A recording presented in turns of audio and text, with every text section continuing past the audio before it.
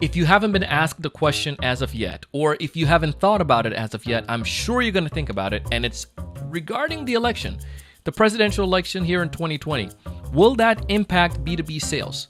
In this episode, I'm going to tell you my thoughts, some of the research that we found, and some other things that you could take advantage of that can help you no matter what challenges you're going through, even if it's a presidential election.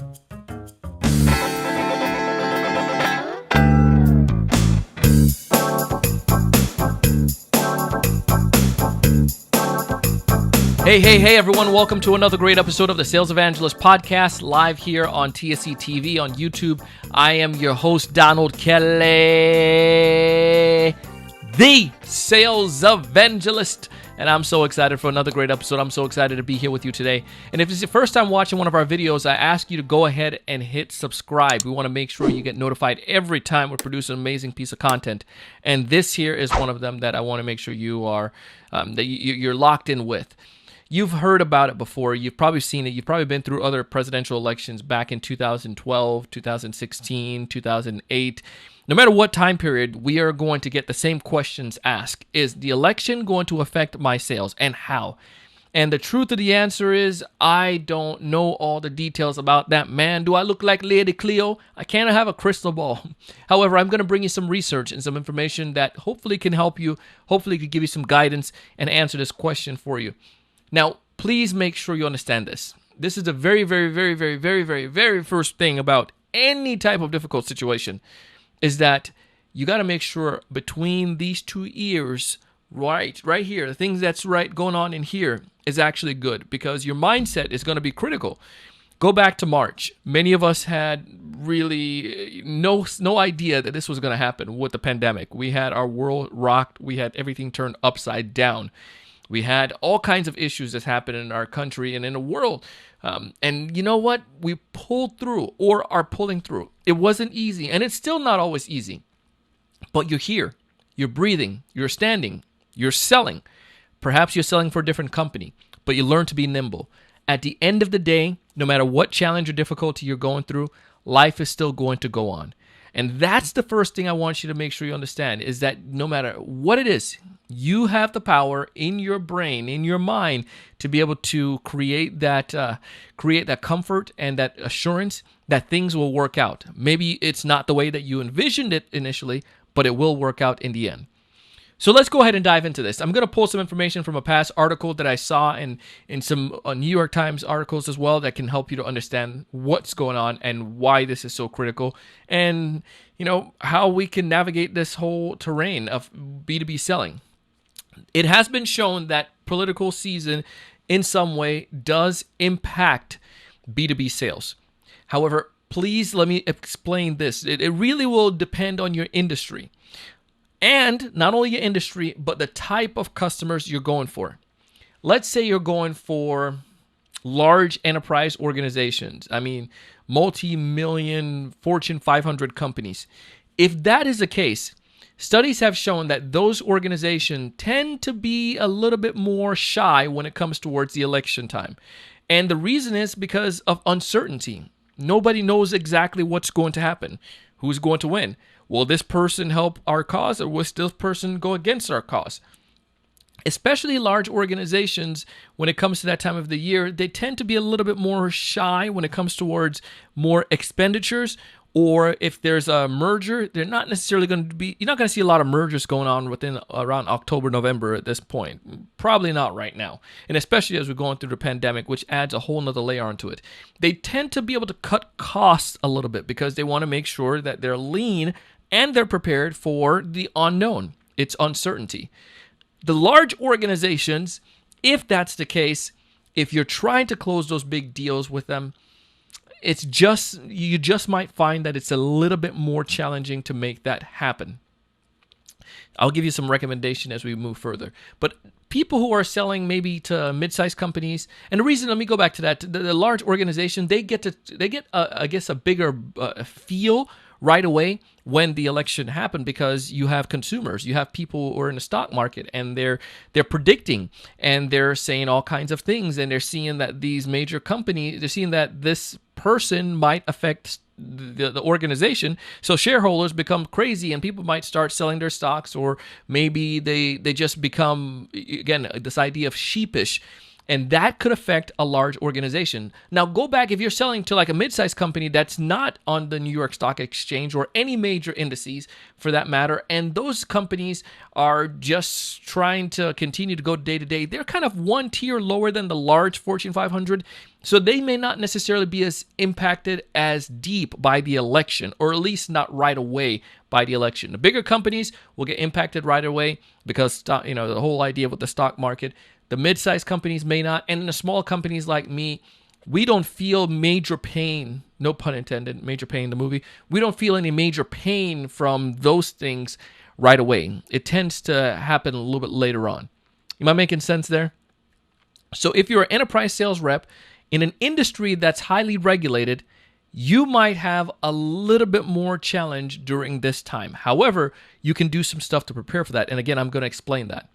There's another thing I want to make sure you guys that you understand. There's a study that was done by Brandon Julio. He's a professor at the London Business School. And here's what he said. He states that during election years, firms reduce investment expenditures by, on average, of 4.8% relative to non-election years. So let's make sure we understand this. Let's just round it up to 5%. Is that cool? So they reduce investment expenditures by 5% during election year. We can add on to that saying we have the pandemic, and that might be a little bit higher than the 5%. However, it is definitely not 40%. It's definitely not 30%. It's definitely not 50%. Some people will still be a little shy and may not want to spend that money. But even if it's worst case scenario, say if it is 10, 15%, understand that it's not the end of the world. They may just be shy on spending, but I don't think you're going to find it that's going to be that big. Maybe you find that 10%, they're going to, if it's typically 5% in a regular year, this year maybe it's going to be about 10%, where you see that the investment may be a little bit shy. And maybe, with the pandemic, let's just say 15 to 20, let's just say 15%. That's just my guesstimation at this point. Still, yet you have a lot of room there where people are still making investments. You still see it right now. I mean, the stock market was doing pretty well last week, or the past few weeks. Things were riding really well. So companies are making investments. But again, as you get closer to the election, they tend to be a little bit more shy. But 5% is still not anything to write home about. It's not anything that's going to be super crazy, right? Now, come back to what can we do to fix the situation? What can we do to best remedy or prepare for it? And the biggest thing is, like, go back to the very first thing I say, just make sure you understand your right mindset, that this is not the end of the world, that life is going to go on, and that I'll be able to handle this. Number two is the idea that you can prepare for it. If you know the election is coming up, and if you know it within your industry, you can look back through your sales pipeline or through your company's, look into your CRM. You can see if deals were closing in October, November 2008. And maybe not at that point, right? In 2012, in 2016, look and see what was happening during those time periods, and see if there was a lull, or if it didn't matter, if things were continuing to move forward. If that's the case, if your company did well during 2008, during that crazy time period, then you know that maybe this is not going to be that bad, even though we have a pandemic. Maybe if your company did really horrible every year during the election time, perhaps you needed to find a new way to prepare for that. And what I would say right now is just make sure now, if you have opportunities, push those opportunities through. One of the other things that I've learned is, especially with those larger organizations, and I had a deal that an opportunity that we're working with right now.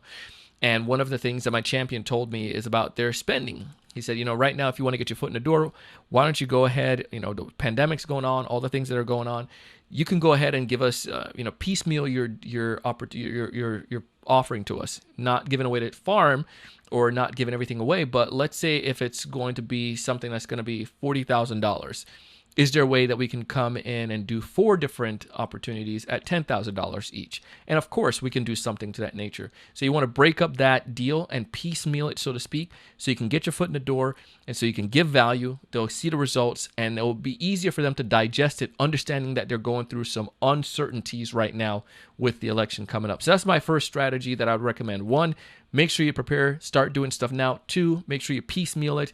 Give them a little bit here, give them a little bit there, and just plan out so you can recoup all of that later on. Number 3, the third thing that I would tell you to do right now is look at the fourth quarter.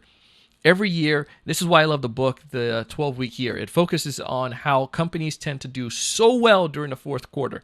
And in your case, why wait till the fourth quarter? Why not try to do that stuff now? Your companies might have those marathons where you're spending all day doing some prospecting and you're trying to hit your numbers. Let's pretend that the month of September is the month of December. Let's pretend that the month of October and November, so month of September and October are November and December.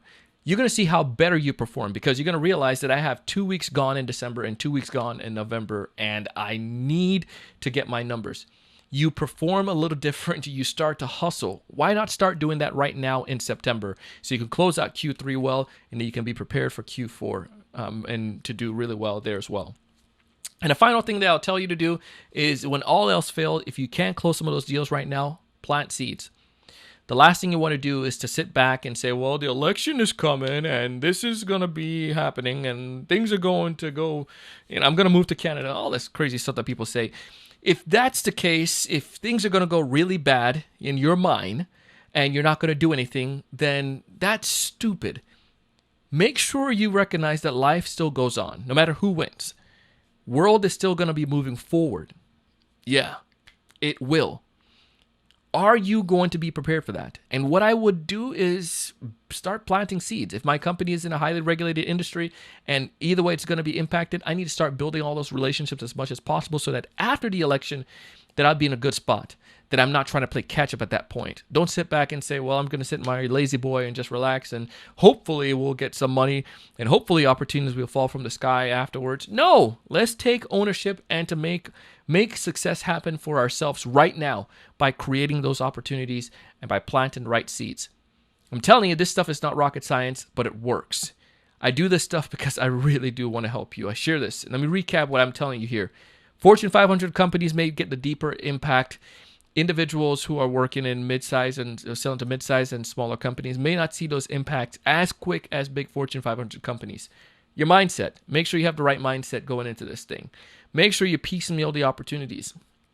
If you can't, think like it's the fourth quarter. Right now, it should be in your mind that we are in November and December, and you want to push through and to close those deals as much as possible. Make it work. Just hustle around the clock, and then also make sure you plant some seeds for the future. If you're not planting seeds, you're not going to be able to thrive. You're not going to be able to succeed. And the other part to this too is, you know what? When it's all said and done, no one has a crystal ball. But these are some things that you can can help you to get a better understanding, that can help you to prepare and help you to navigate through these tough times.